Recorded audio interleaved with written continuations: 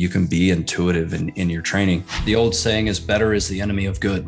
If you're not laughing, you're not learning. Good is good enough, which is so hard to wrap your head around because we want to be so excellent and we want to write that perfect article. Perfectionism is the refusal of letting yourself move forward. Serious is just something you are until you have a chance to be silly again. The biggest illusion in communication is that it's happened.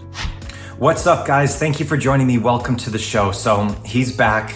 The infamous Brett Jones, Director of Education at StrongFirst, joins me back on the podcast. This, I believe, is the 5th time I've connected with Brett on a podcast. So our framework is really just a conversation. We never know where it's going to go on this. Brett is still one of the most knowledgeable people I've ever had a chance to connect with. He's been a personal mentor and coach to me for over 7 years. And every time I get a chance to talk with him, he just delivers so many amazing golden nuggets in such an easy and deliverable way that I always come out with more knowledge, more insights into things that I can develop in my strength. And I know you will too. So enjoy this episode. It goes in a lot of different directions, a lot of different topics that we went into, and I'm sure you'll enjoy it. So, all right, I'll get right to the show. Thank you for joining me. I'll catch you on the inside. Here we are again. Brett, thank you for taking the time. It is always a blast to talk to you. Mike, fantastic to be on again, have the opportunity to talk to you and your audience. And obviously, just a chance to chat with you is always great. Absolutely. As I said, it's always a great day when I get a chance to connect with you. I think this is from the Breakthrough Secrets podcast. I think this is our 5th time connecting. So Sounds right. Yeah. So the agenda is very framework, but we'll kind of play inside of that framework as much as we can. But it's always fun to chat with you. I was, just thinking I've known you for a long time. And the thing that I love talking about with you is just, you know so many different languages and know how to connect them together, from put the work and the experience in the rehab side, in the functional movement side, in the strength side with StrongFirst. I'm able to kind of connect all of them together. I just always learn so much from you, and I know the audience does as well. So, but thank you for taking the time, and I really appreciate you jumping on. Oh, absolutely. Thank you. And I'm glad you clarified the different languages you were talking about there, because I'm not even good at the one language that I do know. Muy bueno. Yeah, exactly. Yeah. So, I mentioned before, I just got a chance to listen to a great episode you did with Sifu Mimi Chan on her podcast, which I know you two have connected quite a few times as well in it. Absolutely. And chatted a lot about your writing process. I know you've been doing articles for a long time, and now working on this ebook, which I'm sure you're getting questions all the time of when do I get a chance to put my hands on it? Because I've got those questions on your behalf, hearing it too. So to chat about your writing process, I think would be great. So first off, how is the ebook coming? Is it I don't know what draft it is right now, but I'm sure it's continuously in the process right now. So how's all that going? I've lost track of the number of drafts. In fact, I've started labeling all of my documents with a date so that I can very quickly look. If I keep the same title and I update the date, I very quickly know I need to work on the most recent date in there. And that's helped me from that standpoint. And then actually just kind of archiving and getting rid of old drafts. Not getting rid of, but getting them out of my visual range so that I know that I'm working on the most recent thing. And yeah, I'm gaining a better appreciation for why people have such a hard time putting projects like this to bed. Because if I run it by somebody and they come up with an idea, it's like, oh yeah, that would be great. And now I'm just kind of reformatting the programming section, which is interesting to do because I'm basically trying to program a non-program. Right. So my idea behind it is to be intuitive in your training and work within this framework and have freedom. In some ways I feel like Morpheus. It's like free your mind. Right. Let it all go, Neo. Yeah. Let it go. The structure, you think that's air you're breathing. Right. Just to kind of open people's minds to this idea that, you can be intuitive in your training. So I'm restructuring the programming section. Once I'm done with that, I definitely plan on, there's a couple of other things that are in the background, projects that are going to happen that I'm not going to, we'll save that for a future podcast. Absolutely. But it does tie into the Iron Cardio Strength Aerobics project. Yeah. And so once I get that done, and like I don't have enough going on, I'm actually trying to tie this new thing that I'm not going to talk about, plus the ebook, plus a website update, plus things that I'm doing for an app that I'm going to train clients through. So I'm trying to coordinate all 4 to 5 of those things to get done for a future release date, so that everything kind of hits at once. And it's opened up a couple of possibilities. But yeah, it's been interesting, because I sat down and I'm like, oh, this will be easy. Right. Is that, do you think you kind of had that mindset because with an article, maybe it's different because there's like very specific points that you're kind of working on and kind of keep it within 1,000 words or 1,200 words, where an ebook could be anywhere in a range of a lot of stuff. So you can always explore more avenues. You can always add another piece. It's kind of like the Department of Mysteries in Harry Potter. It's like once you open a door, it just opens up a whole realm of door. Is that kind of a little bit of the process of how this has gone for you? Definitely. With an article, there's usually a very narrow focus. There's one to two, maybe 1 to 3 things that you're trying to cover. And in the article, you're trying to be very straightforward. You're trying to give definite takeaways. Hopefully anybody that's read through my articles, maybe not the 20 years, 20 observations article, because that was meant to be more philosophical and observational. But most of my other articles are very direct and very focused towards having a take-home point that you can put into practice right away, whether that's a little bit of a program or a technique tip or something of that nature. So in that format, I am looking very direct. But in both formats, I want to be entertaining. I remember sending an early copy of the ebook to Chris Hook, who's an SFG and part of the Teachers of Strength, and just he has a great perspective on this stuff. And I sent it to him, and he's like, "Where's Brett Jones?" He's like, "Where are you? Like, where are the movie quotes? Where are the jokes? Like, what happened?" And like my brain went book serious, and people that know me are like, "What are you doing?" Right. Okay. Why would you be serious? Like, where's like Chris said, where's the movie quotes? Where's the jokes? Like, I want more of that. And so I went back and really kind of dove into that and tried to put a lot more of my personality into the book. In an article, to your point earlier, 1,200 words. And I think that's where most people get locked up in writing an article, is they think, well, I can't put together an article. Well, you're not writing the next great American novel. Like you're putting together, 800 to 1,200 words that covers a particular topic and gives a take home. Like, get it done. Yeah. There's that quote of, good is good enough, which is so hard to wrap your head around, because we want to be so excellent and we want to write that perfect article, when in reality, it's like, no, like if you get your point across and you bring it together, then it's probably going to resonate with the right people. If you try and make it too articulate and perfectionism comes in, then it's just kind of a refusal to move forward. It's like, no, just get this done and move forward. And it's funny that you go into something different, which is like a book, and all of a sudden that word comes out, right? Like book, and just the seriousness comes out of it. When in reality, it's like, no, it's still the same process. And there's almost such a correlation with that with training, right? It's like, if you do something well and you progress with it, all of a sudden you do something different, you think you have to go into a different mentality. It's like, no, it's the same exact thing. Just kind of follow that same foundation. Absolutely. And the old saying is, better is the enemy of good. And, from a medical standpoint, and that's one of the people that I heard it from years ago, was better is the enemy of good. This individual was a surgeon, and they would be in a surgery and they'd be like, everything looks great, but I could make it better. Well, they're not closing up until 2 hours later, because trying to make things better actually created 5 more problems that they then had to go fix. So better is the enemy of good. And while we may have this overarching goal of putting out, something that's great, and you still can, don't let better be the enemy of good. You get it to a point where it does what it's supposed to do, and you can always put out a second edition. You can always write another article. You can always clarify. But people,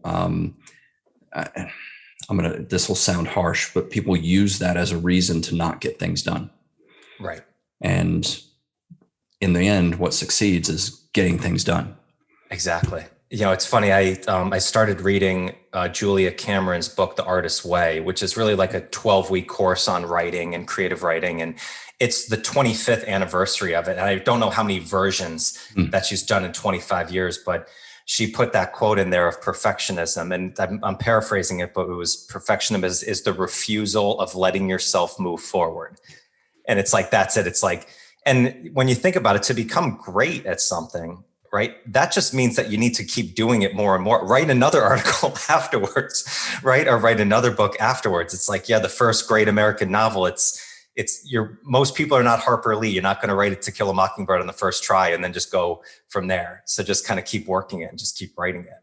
100%. And just, get it through some people that you trust and that you know.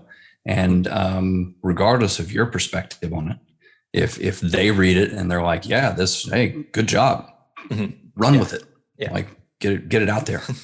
One thing you mentioned talking with Mimi is about using quotes to kind of start your writing on that, which as soon as I listened to that was so fascinating, because that's how I do a lot of writing is I reach out quotes. And I'm like, maybe I stole that from you over the years and got a lot. I don't know where that came from, but it was fascinating to hear that. Was that something that you always did, or was it just quotes that seem like something that have always really resonated with you in coaching and learning? It's a combination. I think that it's something that it became more and more of my writing as a way to get started. So if I look at a piece of paper or the screen and I'm like, write, my brain goes, no.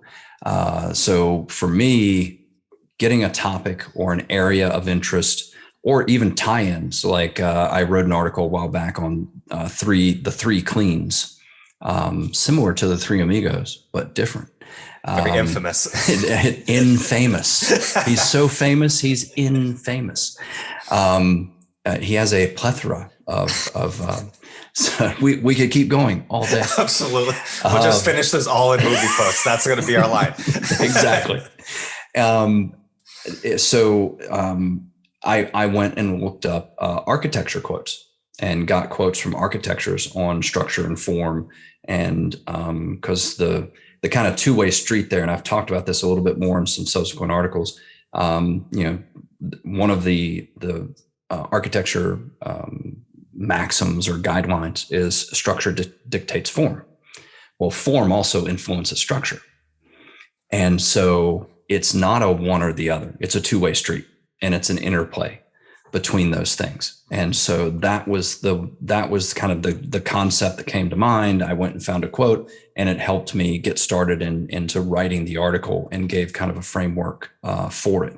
Mm-hmm. And so obviously, as we've just dove down the movie quote rabbit hole, those are things that I use in teaching all the time.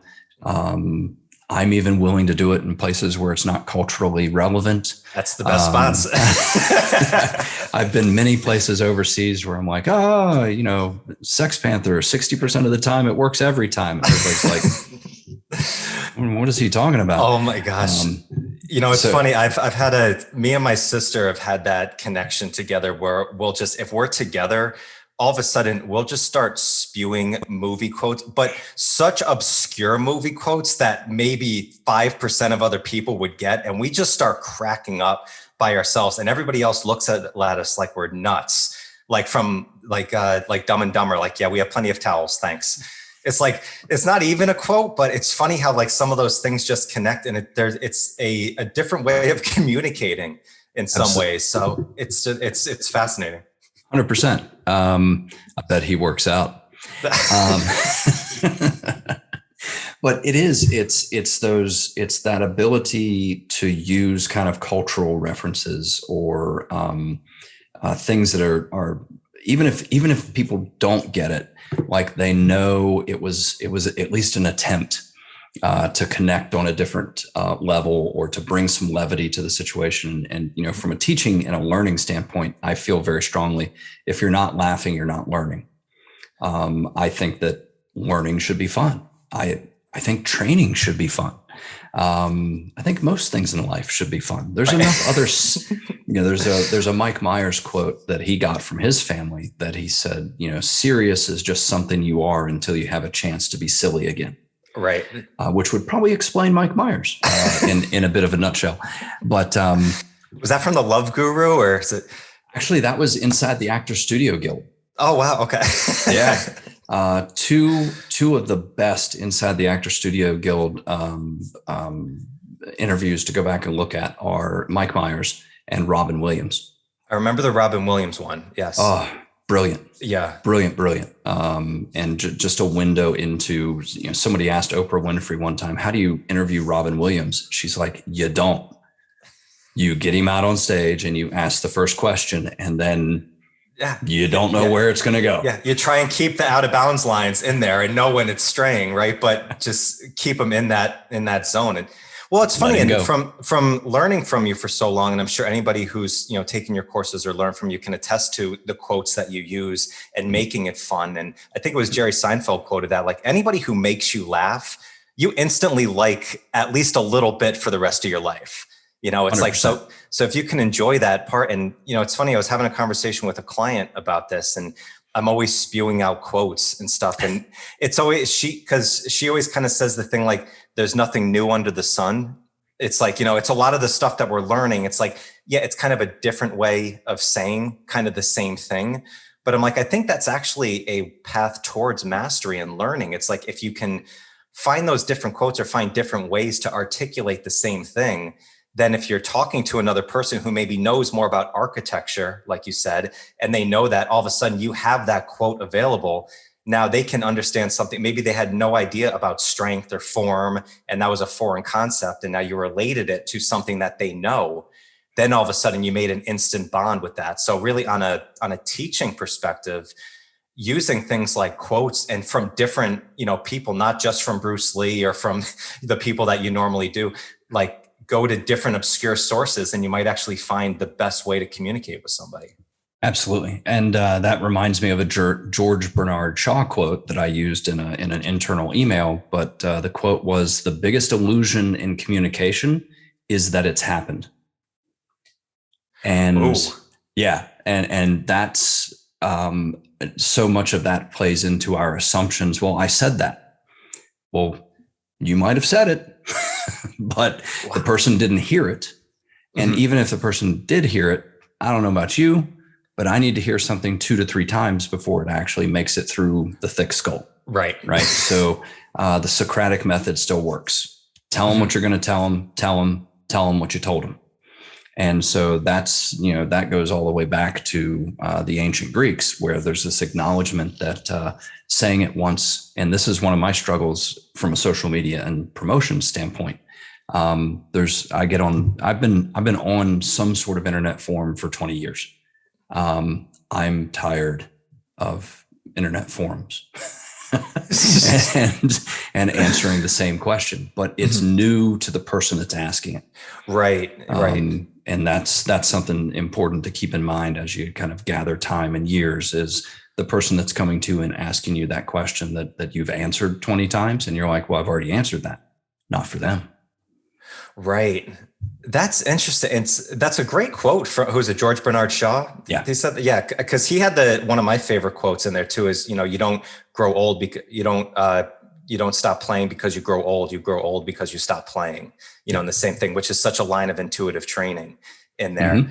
But in that, in that aspect, I used to tell that to young kids who used to work the front desk when I was at a commercial gym, that I would go through the line of like, hey, this is what happens in these doors. Like, we had 10 trainers, they all are full time. People are spending thousands of dollars a year doing that. We're having people come in, fixing, rehabilitating their bodies, like changing their lives.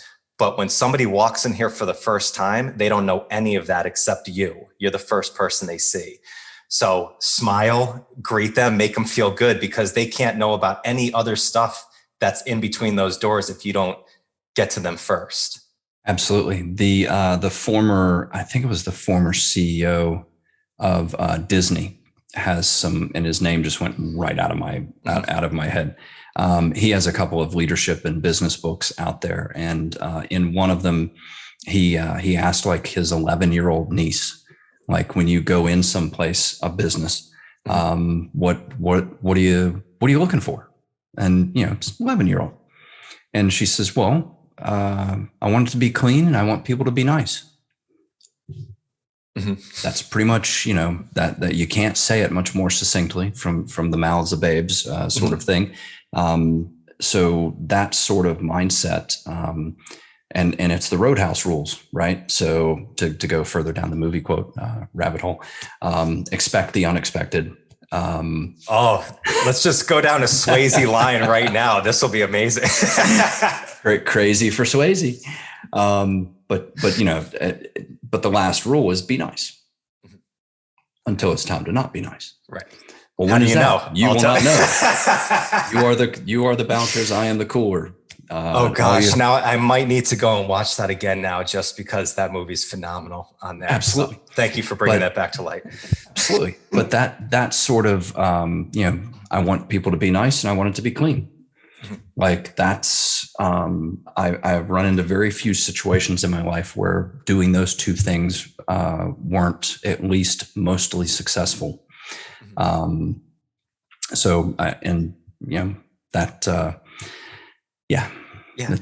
well, nice. I think, the last time we spoke too, you came back from your event in France, The Art of Coaching, where you worked with that plus an SFG event. And we just ended up going down that rabbit hole, which it really comes down to like those two things with coaches as well. It's like, I think in the coaching world, especially young coaches get so serious about all the technical things that you need to learn and apply, which absolutely is incredibly valuable. And you need to get your reps in to understand that. But the first thing always when we're working in a people business is first be clean, like take a shower, be presentable in there. I think in this world too, especially since everybody's working from home, it's like get the sweats off once in a while and like put on some nice clothes and just be nice to the person first and listen to them. And it's like, because if you don't do that, then you could be the smartest SOB in the world, but nobody's going to listen to you because they don't want to be around an asshole. Exactly. And I've probably said this on this podcast and others. I have warned new trainers many times who come out, they come out with a college degree and they have all the theoretical background. And I'm like, you are going to get out earned 10-1 by somebody with a $99 online certification and a personality, because people enjoy being around them. And I see substandard trainers all the time who are hugely successful because their personality and people like being around them and they're willing to work with them. I mean, people are trusting you with their life. And that sounds hyperbolic, but it's true. People are trusting you with your life, their money, and their time. And time is the most valuable resource that we have. We're not making more of it. And you can't print it. You can't print it, and you can't. It is the resource that we have. And when somebody gives you your time, or pays you to be part of their time, you need to take that very seriously. And part of that is being nice, being fun, being, good to be around. So, that's a huge aspect of all of this. And I, to tie back into the writing thing, like I try to make that part of the writing. Right. Like I want it to be fun. I was going to go, that's exactly where I was going back to, is tying that right back into writing. It's like, you think like we need to be so serious in writing and get every word down and stuff, but it's an entertainment type piece. Like, I think there's times and places of doing all the deep research of eccentric training or anything like that on the time. But when we're talking about programming and intuition, it's like, that's going to be an individualized basis a lot more per piece. So getting the framework down and making it enjoyable and understandable for anybody to go in and apply, then the entertainment factor, needs to be in there as well. Yeah. Why so serious? Do you want to know how I got these scars? I do think that's and I suffer from, my parents will tell you I was never young. I've always been kind of an old soul and a more serious individual, and I could loosen up. And people always, well, if you could go back to your 20-year-old self, what would you say to yourself? And the answer, quite simply for me, is relax, dude. Like take a breath and relax. Have some more fun. Okay. I've been told that too. What do you think that means? Like, what is an old soul when people say that? Like, what do you think anybody means when they say that? I of course take it as a positive. Yeah. They might not mean it that way, right. But I'm going to take it that way. Thank you. Exactly. It's like, when you have like one finger that's longer than the others, and people are like, oh, that's a sign of intelligence. Pretty much any physical anomaly becomes a sign of intelligence because people don't want to feel like it's an anomaly, right? Yeah. So they said, right? It's like, the number one, authority in the world is they. They said it out there. Exactly. But I think from that, old soul standpoint, I think there's just it's a maturity. It's a I guess that's how I would ballpark it. And so, you certainly meet people who you recognize are not that mature. And I don't mean that in a negative way. Like some of my best friends are float in that direction. And they're a little unpredictable, and they're certainly fun to be around. Right. But I think there's an introspection just in it too, of like just looking a little, maybe just a layer or two deeper than just staying on the surface. It's like, everything now seems like everything's on the surface, especially in something like a social media platform. It's like you're seeing the snapshot of it, where, old soul is more like a portrait. There's layers upon layers that are going in it. And, to look deeper into that, like it's going to take a little bit more time than just seeing what's in front of you and then just going in. Well, and, early experiences obviously, tie into this. I grew up in an alcoholic household and had kind of a challenging, upbringing. And so that ages you, depending on how you respond to it. And there are very classical models of how children respond to that sort of background and upbringing. So, there's certainly reasons to think that we're down the rabbit hole of nature versus nurture, right? Where was it just natural, or was it something that developed very early because of some early experiences and challenges? So it's a multi-layered conversation. Right. Well, most people who are into writing as you are also big readers. And I know we've had some conversations about, different reading on both the fiction and nonfiction. So in your reading, do you steer more towards one versus the other? Do you do more nonfiction or fiction? I try to keep a mix because a couple of my favorite authors are Preston and Child. Yes. And, their Pendergast series, and now they have another series with Corey Swanson and some of their main characters, which people are like, huh? But Preston and Child, just remember. And James Rollins are kind of, that's kind of two, it's three writers, but it's two different series that I keep an eye on. And that allows me to unplug, to have some mental relaxation time. Although they cover some very interesting topics at times, and they're really entertaining. I try to keep a variety of business books in the mix. I'm currently listening to Think Again, about and for somebody who leans in the know-it-all direction, which some people who know me who might listen to this are like, oh yeah. But for somebody who leans in the know-it-all direction, it's definitely a great reminder to keep the doors open and always be reevaluating sort of your mindset. So it frames it in some very interesting ways, where very early on, when he's talking about how we usually respond to either presenting our ideas or having our ideas challenged, is we tend to go into three roles. We go into preacher, politician, or prosecutor. And so if I'm trying to convince you, I'm going to be the preacher or the politician, right? I'm going to try to give you the gospel and get you to come over in my direction, yes, or be the politician and try to, manipulate you a little bit. or I'm going to go prosecutor. When you come at me and you challenge me, well, I'm going to prosecute your argument. I'm going to prove to you that I'm right. Whereas you want to approach it like a scientist. A scientist, I got a hypothesis. I got an idea. This might be true. Let's find out. And let's constantly reevaluate where we are in that process as new information comes in. So, just framing it in those different ways, I think is interesting. Other books that I've read recently, listened to and or read, Escaping the Rabbit Hole, which kind of really goes down the conspiracy theory idea and why people fall into conspiracy theories, go down the rabbit hole, so to speak, and how do they come out of it. So that was really interesting, especially nowadays with just how prevalent conspiracy theories and things are.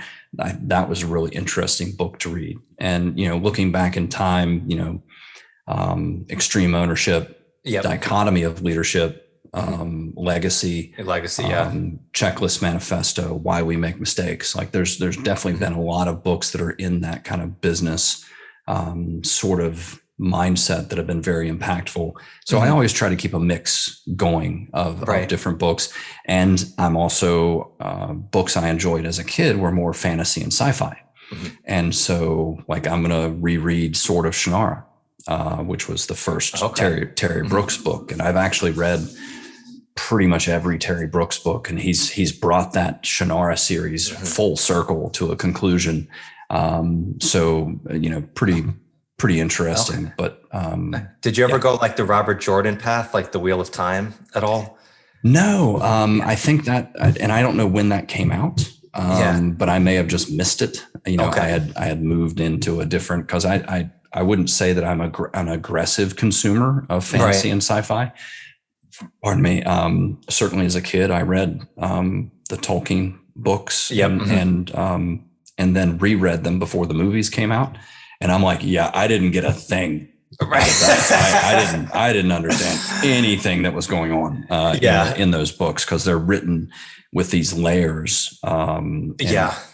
Harry Potter being somewhat similar in that, there was initial kickback on that because magic, things like that. And it's loyalty, it's friendship, it's there's such great themes. That hero's journey. It's that hero's journey that Joseph Campbell worked. And Wheel of Time is interesting. I have a friend that was getting me into it. It's kind of like Harry Potter on steroids in many ways, of the scientific side of it. And then a buddy of mine, Tyler, got me into The Name of the Wind with Patrick Rothfuss, which was phenomenal. But you were the one that got me into Preston and Child, which I absolutely loved. And I don't know if this has happened with you, but when I started reading more fiction, like I did that at the same way of like just kind of the mental clarity, just kind of the fun and enjoyment of it. And that actually helped me in getting some thoughts out and thinking with writing, like doing different, short pieces or some different projects that I'm working on. Actually, the fiction side of reading helped me a lot more in writing than all the nonfiction that I was reading over and over again. So a lot of people I've talked to who are avid readers, I said, throw in some fiction, just something fun, just a story in there. Usually it takes half the time than a nonfiction usually too, and it's enjoyable. But there's actually, I think, a piece of writing, if you're passionate about that and you're trying to excel in that there's something of great quality there. 100%. And I think that it is that I'm a big fan of this idea of background processing, and that there is a mindset out there that basically, knowing that we have many, many billions of connections and neurons in the bowl of gelatin, we remember way more than we think we do. And a lot of times it's relaxing and letting your brain do what it needs to do, which talking about the brain is always fascinating to me, how it works. A book on that, 2 books on that end would be On Intelligence by Jeff Hawkins and The Body Has a Mind of Its Own by Sandra Blakesley. Those are 2 really, and they're several years old by now, I'm sure. More recent books have been. Blakesley, did she write something else as well? That name sounds familiar. The Body Keeps the Score. I think. Did she write that? She might. I know that name. I think there's another book that she's done too that was pretty popular. Yeah. So anyway, how the brain works is fascinating, and it's why we've never been able to recreate it from an artificial intelligence standpoint. Right. We don't understand intelligence. How the heck are we going to make it artificial? And that was Jeff Hawkins' whole idea when he wrote the book. He's like, we don't even know what we're talking about. We don't even know what intelligence is or how the brain really processes, and it's fascinating when you peel a little bit of the layers back. But I firmly believe in this idea that there's this background processing, and when I get hung up on something, I know that I should pause and I should allow for some of that background processing to happen. And it might delay a project, it might delay a response, but there's usually a reason that my brain is background processing on that and not coming to a quicker conclusion and a more actionable standpoint. So just kind of being okay with that. And letting the bowl of gelatin do its thing. Right. That's so interesting. I think you might have told me the quote of like, when you're reading about the brain, it's something literally trying to understand itself. Exactly. Which is kind of a fascinating thing to think of. But talking about the work that you're reading about thinking, which is so fascinating. What you said is the prosecutor, the preacher, or the politician in there. I listened to a podcast with a gentleman. His name is Daryl Davis or Daryl Dawkins. I forget which it was, but an interesting guy he's a musician. He's a black man who has converted over 200 KKK members to turn in their robes by just from listening to him, and went over the process of how he, does that. Yeah. And he talks so much about when we're thinking and we have a conversation and talking about somebody who their viewpoints on stuff is so out of left field and is not true and against yours. But he said the normal thing that somebody would say, especially he said somebody like me, like a black man, would be just to combat it right away. And as soon as you do that with somebody, they just put the walls up. So what he did is he just listened to everything that they said, let them go through all their rhetoric and propaganda that they went through, and let them speak everything out. So once you get somebody to listen fully there, then when you start talking, you can't change anybody's mind, you said, but you can offer a different perspective. And it's like, I think that's the thing about thinking is we think like, oh, you can change somebody's mind by just preaching to them what you believe, or scream at them like a prosecutor, say, no, this is what you have to do. When in reality, it's like, no, like listen and then offer another perspective and keep working it. It's the only way that you can really infiltrate somebody's mind who's so closed-minded. And we get so polarized in our viewpoints on stuff that the only way, if you're going to have a conversation to shift somebody's agenda, you think you can do it in 5 minutes, you're not going to do that. Like if this is going to take time over and over again to just provide that different perspective. Absolutely. We do fall into those roles very quickly, and the response of putting the walls up and being in that situation where somebody, you're not going to get through. Because you've now become quote the enemy, and the walls are up. The other book that's spinning around in the back of my head is Thinking Fast, Thinking Slow, and I'm struggling to pull the author's name. Is it Daniel Lieberman? Or Lieberman. Something like that. I actually just ordered that. I haven't read it yet, but that's on my next to-do list. It's a book.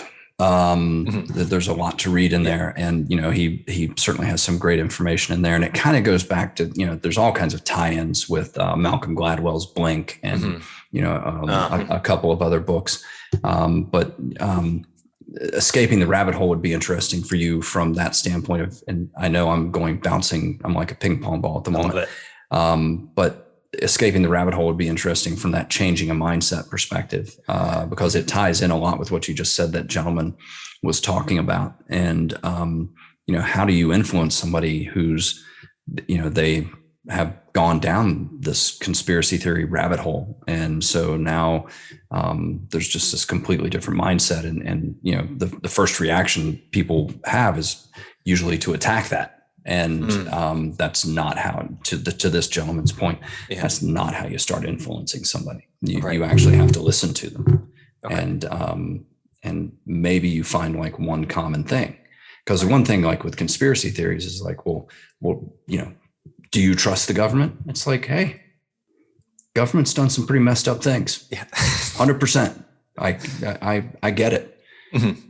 But in order to believe this, you have to believe like, exactly. Yeah. Agree on the fact. Are there conspiracies out there? 100%. There's stuff happening all the time that we don't know about, and things are being manipulated in different direction. Doesn't mean everything is a conspiracy. And it doesn't mean that some of these more extreme ideas are true in any way, shape, or form. Right. Yeah. It's not a lasso that hooks another thing into it because of the same thing. It's very separate, which is interesting because I'm going to try and segue that completely into strength training right now on that, because that's what I think is fascinating.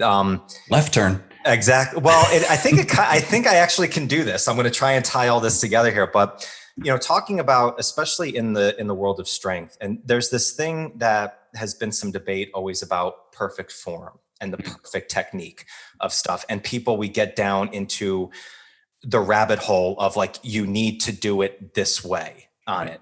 When in reality, like we all know there's a gray area in there, but still it's like when you learn something, you learn a technique, and people say that all the time, like form is key. Form is key. It's like, I believe, yes, form is important, but from the work you've done, especially with StrongFirst and the manuals, there's standards. It's like, there's a difference between trying to achieve perfection and following the standards from there. So in the work that you've seen, have you seen a lot of people almost misconstrue this thought of like, you need to have perfect form in everything that you do? Sure. And I think that there's a couple of different ways this usually goes with folks. One, from a just a human mental standpoint, we love one answer. Doesn't matter the topic. We love having one answer and something to coordinate around. So when somebody says this is perfect form, there's a piece of our brain that goes, okay, that's my answer. That's what I'm going to shoot for. The reality is, as far as human movement is concerned, there are certain things that there's a blueprint. But as the old military saying goes, no plan survives contact with the enemy. And yes, you are the enemy. And so when we have this plan to get to a certain place, there's going to be things that we have to adapt to you as the individual. And so a lot of times we lose the student or we lose the individual in that kind of one answer mindset of this is how you have to do it. So having said that, like the kettlebell swing, for example, the hinge, I want shoulder above hip, hip above knee. Now that's going to look a bunch of different ways. Long torso, long femur, short femur. Just different body structures are going to bring a different look to that, but there's a general thing that I'm shooting for. And I'm okay with having that variance in there. Mm-hmm. So from a student perspective and from a coaching perspective, there's a mindset where from the coaching perspective, it's the nothing's ever good enough mindset. I can always make it better. I can tweak that. I can change that. This can be better. And yeah, right. Mastery and perfection is this pie in the sky goal. We're shooting for the stars and hoping to still end up on the moon. Oh, right. That sort of thing. So, but it is a journey, and I'm 20 years into swinging a bell, and I think I might get a great swing one day. Yeah. I'm still working on it. The swing's pretty good, but I'm still working on it every time I swing. Mm-hmm. But for that coach for whom nothing's ever good enough, there are students out there for whom nothing's ever good enough. Like being told that they're not doing it perfectly fits with them. Mm-hmm. There's part of their mentality is they're not good enough. Their form's not good enough. So having somebody reinforcing that is actually a comfortable place. Mm. And so the constant critic of the constant critic style of coaching, mm-hmm. where there's always something to change or fix, actually will resonate with a variety of people because it reinforces something that they already believe about themselves. And so, not to go to Dr. Phil on the whole situation, but that's a kind of a psychological aspect to coaching. The flip side of that is everything's always great, right? It's the coach that's, love and light. Yeah. How was that? Great. That was fantastic. And there are students out there who want that. Mm-hmm. They don't want to change anything. They don't want criticism. They don't handle it that well. So they want the coach for whom everything's always great. Mm-hmm. So these two polar opposites and these two extremes, while they may fit and work mentally with a variety of people, obviously they're both wrong in certain ways. Right. For the coach, that everything's to the coach and the person for whom everything's always great. How are you going to ever change anything? How are you going to improve? Yeah. You have to be told at some point you're rounding your back, or you're going into valgus, or we could make that better. Your breathing's a little off. Like, you're going to have to hear at some point there's a way to make what you're doing better. Mm-hmm. But if you've already told them it's great, but then you tell them to change something, wait, was it great? Because now you're telling me to change something. Like, it's incongruent, right? Mm-hmm. And I can say compliment sandwich. I can say, hey, that was a really great swing. I really like the effort you're putting in. Hey, on this next set, let's focus on just standing up and being really kind of standing plank and being your full height at the finish of your swing. Mm-hmm. But boy, I really like how you synced your breath on that last set. Yes. Like, bringing that in there allows you to be the critic, but with support, and to highlight a thing that could be improved. Right. Now, and if you're on that nothing's ever good enough side of things, whether student or coach, how are you going to actually reinforce that person? Right.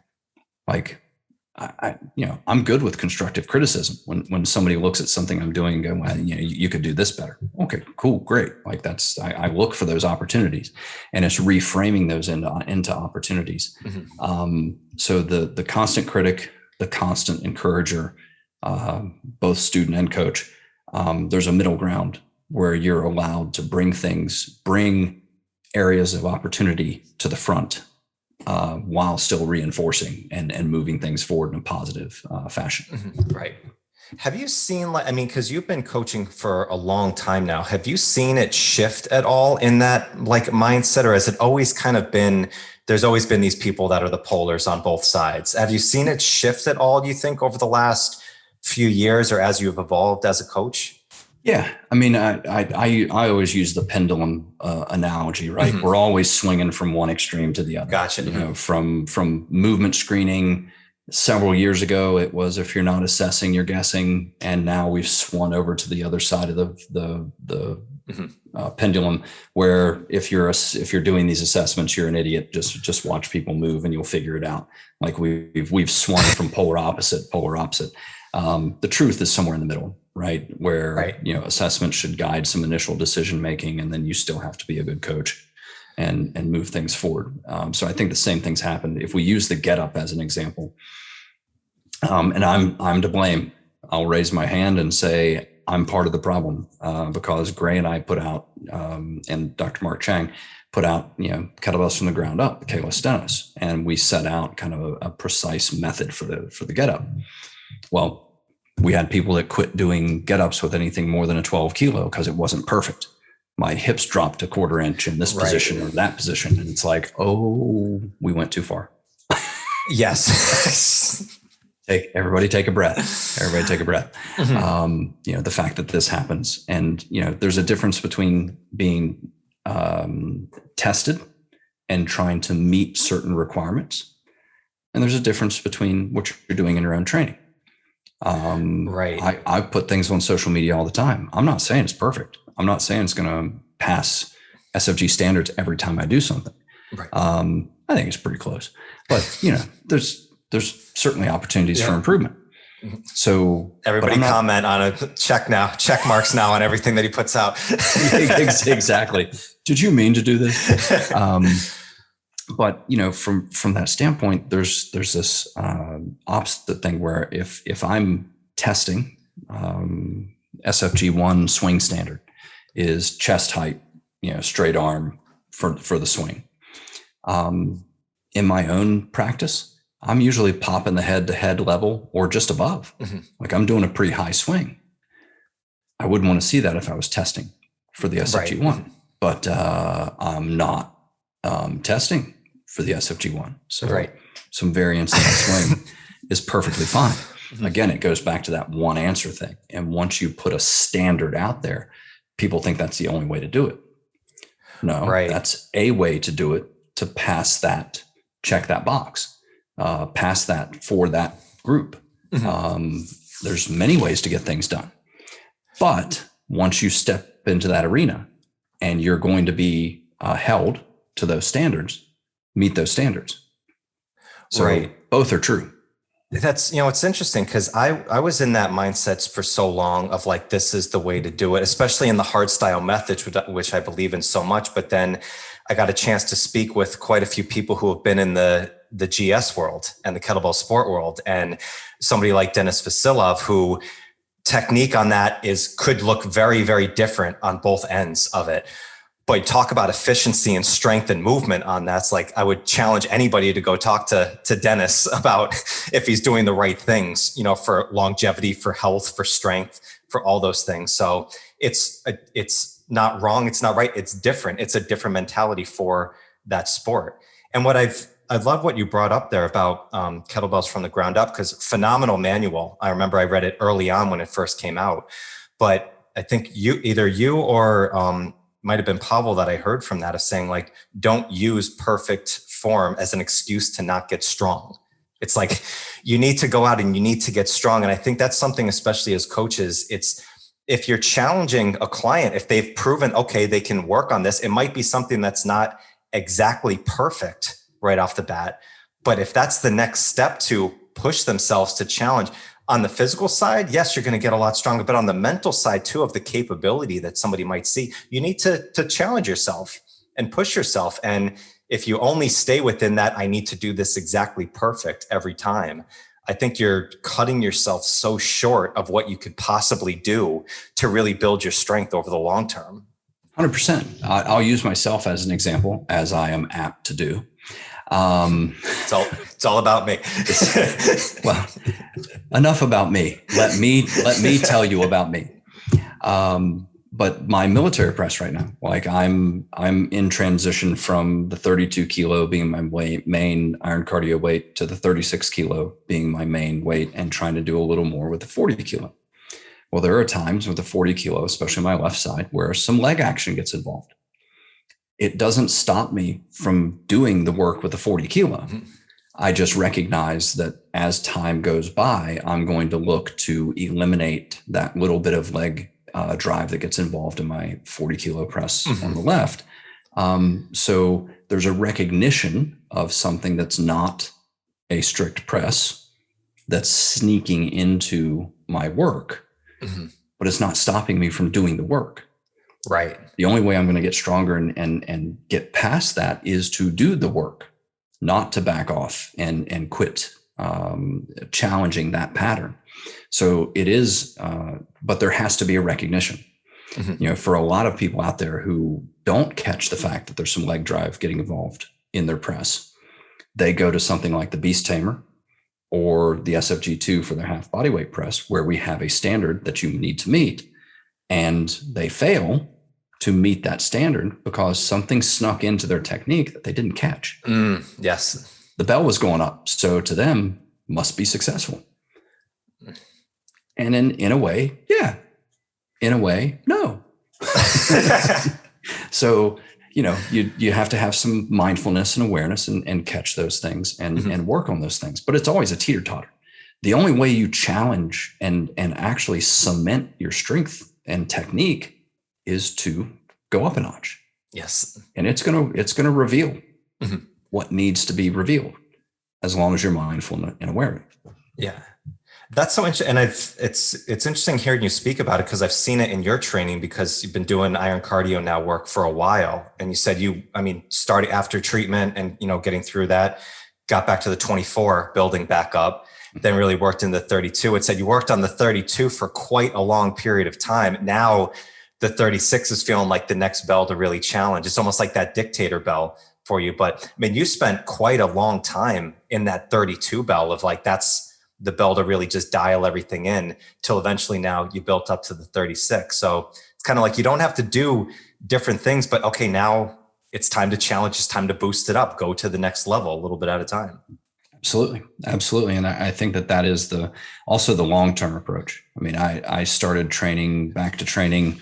I'll have to look back through my notes, but it was a couple months after treatment. I mean, I needed one of the things about radiation and the style of treatment that I had is it takes a while. It's active within your system for a very long time after the fact, and even to the point that even in May it'll be 2 years since the end of treatment, and I could still see changes in my tissues between now and 5 years from now, where that radiation just has created a change. So, that's just something I need to be mindful of and realize. But, I started back to training, and I would say for the first year, I was pretty conservative. And then I've been able to push, and, I'm accomplishing workloads now that yesterday I did a total of 180 snatches between the 28 and 32 kilo bells, and a good workload. When I first started back to training, an NL of 50 would crush me and have me really fatigued. So, it's definitely just been that progressive journey and spending time, put the time in, put the training in, be consistent. Yeah. And enjoy it, right? Enjoy just the joy of training. Yeah, it is. I love training. And I kind of don't care what I'm doing. Like I know I'm going to swing, snatch, clean, press, squat. Like there's some things I know I'm going to get done within the course of a week or a month. Yeah. But whatever it is, like I enjoy doing it. Exactly. I want to move. I want to be strong. And we can, in a later podcast, we can peel the onion on why strength becomes a focus for some and not others. But the trilogy, whole other topic. But consistency is the key. Yeah. And the 6 weeks of training followed by 8 weeks of not training, followed by 12 weeks of training, followed by 6 weeks of not training. Probably not getting very far down the road. Yeah. Yeah. Well, I think the whole theme of everything to bring everything together is either the joy of training or why so serious. I think that's going to be the topic, the headline on this one here. Why so serious? Which is just a blast. So last question I'm going to ask you, because I've wanted to ask you this for a while. So DC versus Marvel overall battle, who wins in the end? Oh boy. Well, I don't know who is the Superman on the Marvel side. Right. That's a quote right there. Well, and Soup is getting ready to have some challenges with Black Adam, because if you go the direction that Dwayne Johnson and the DC universe are going to take Black Adam, like there's going to be some serious competition for Soups that he's going to have to deal with. And right off the top of my head, I think there are villains in the Marvel universe that could challenge Superman, but I can't think of a Marvel. Well, having said that, yeah, there's a couple of people that are just freakishly, but they get into like this mental power aspect that they can tear universes apart just by disassembling the atoms of a universe because they wanted to. They thought of it and it happened.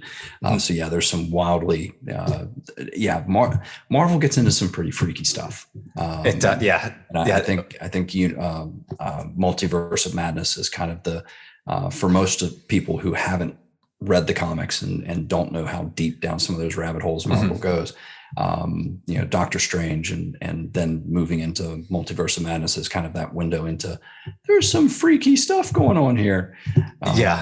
There's some weird stuff.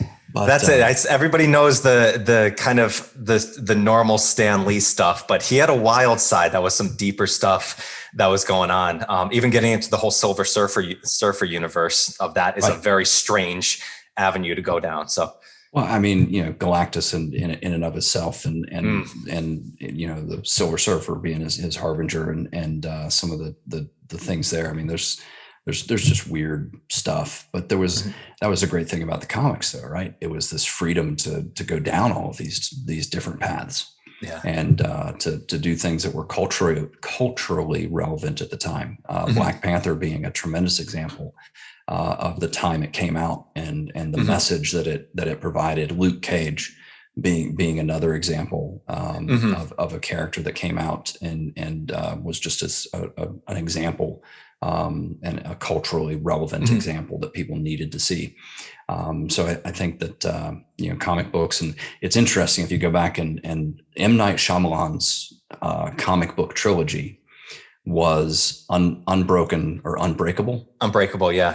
Unbreakable, and then the middle one was Split. Split, and then Mr. Glass, came together in Mr. Glass.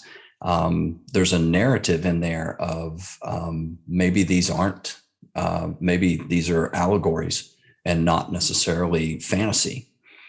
Maybe this is an example of something that's possible within human nature, and that was kind of the final thing within Mr. Glass is we're not the only ones. There's people out there that have extraordinary abilities, but it is maybe these, and we say it all the time that these stories usually have a kernel of truth.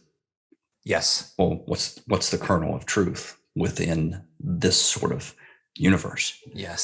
So I think that it was interesting to kind of and to have that brought kind of full circle within that last movie and his comic book trilogy.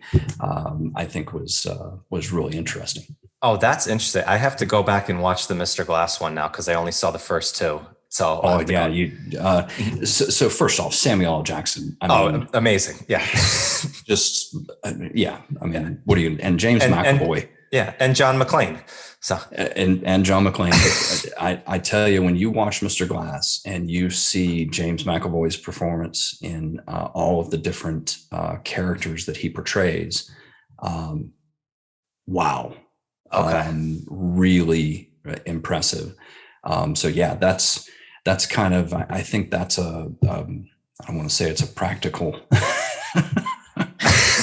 example, but the mindset of maybe these are more allegory than fantasy.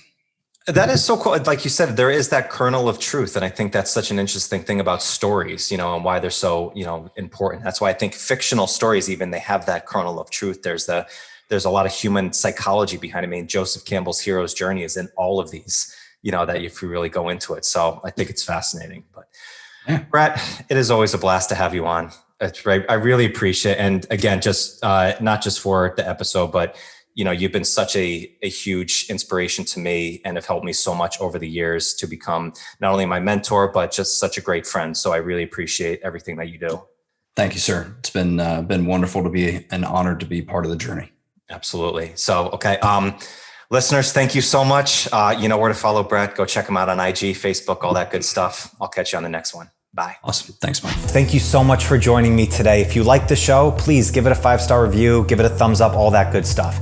And if you want to get the inside scoop on all new episodes coming up, behind the scenes insights, and free training resources, then you can join the Strength Connection private Facebook group now. Just go to Facebook groups, type in the Strength Connection, and join in. Also, don't forget to subscribe. See you soon.